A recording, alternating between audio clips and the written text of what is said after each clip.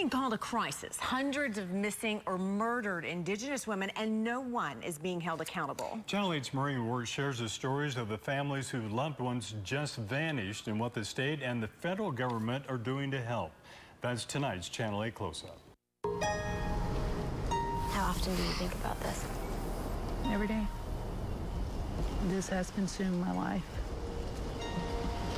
East 280 Road outside of Grove could be any other gravel road in Oklahoma. But for Pam Smith, this is the spot that always draws her back. How many times do you think you've walked this particular road since Aubrey went missing? Oh, gosh. You know, I over a dozen times. 25-year-old Aubrey Dameron was Pam's niece. This is the last place she was seen alive in March 2019. Gosh.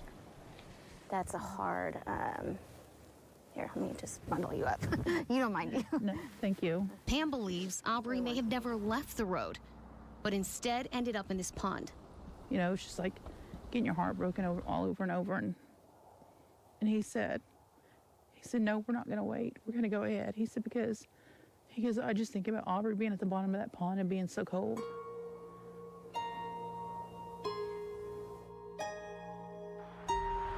I remember sitting in the living room, looking at the door constantly and saying, is she gonna come back? When Starry Black hugged her mom, Ida Beard, in June of 2015 in El Reno, she didn't realize that it would be the last time she'd hold her. It was very unusual for her not to come back because she always came back. Ida and Aubrey, they didn't know each other. They lived in different parts of the state. But what connects the two is a deadly and overlooked crisis. Why is this happening, and why hasn't anything been done until now? And that's the big question that a lot of the Native Americans, tribes, leadership has, is why. Governor Reggie Wasana of the Cheyenne and Arapaho tribes is at a loss, like many tribal people here. Why are so many indigenous women, hundreds of them, dead or gone without a trace?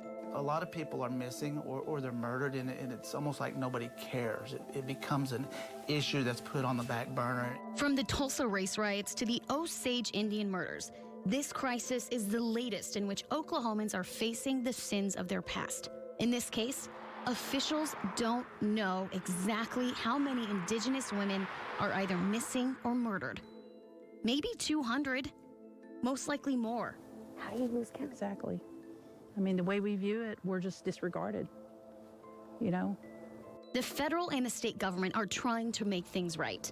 President Trump created a task force to help solve these cases, and Oklahoma legislators are considering a bill that would add a person to OSBI to tackle these cases. But even now, it's still up to each family to push on. Do you think this pond has... Yeah, I do. And the dogs hit right here in this area. All 5 dogs. Right there? Mm-hmm. Flags are kind of? Yep. Aubrey's life wasn't easy. She came out as transgender in her teens. I'm sad because Aubrey, all she ever wanted was to be loved and accepted and included in this life. And if she could talk to Aubrey today, these are like one of the hardest questions that people have to ask.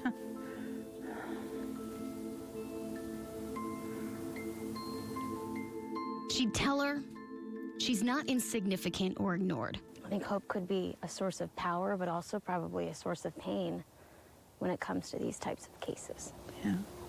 And she'd promise to bring her home wherever she may be. You know, this never gets any easier.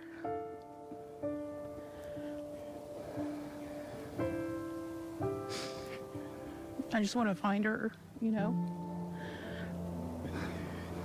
Reporting in Grove, Maureen Wurtz, Tulsa's Channel 8. Pam and her family have drained the pond where they believe Aubrey may be, but it filled back up before they could really search it. They're hoping to drain it completely sometime this spring to continue their search.